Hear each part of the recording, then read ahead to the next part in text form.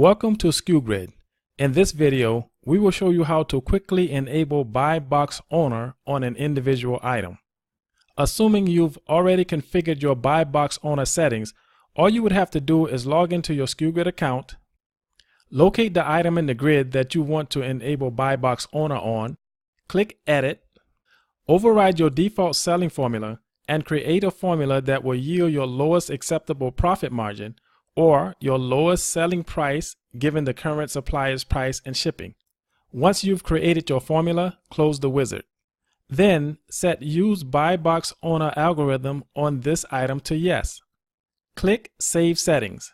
You've now enabled Buy Box Owner to work on an individual item. Thanks for watching. We'll see you in the next video.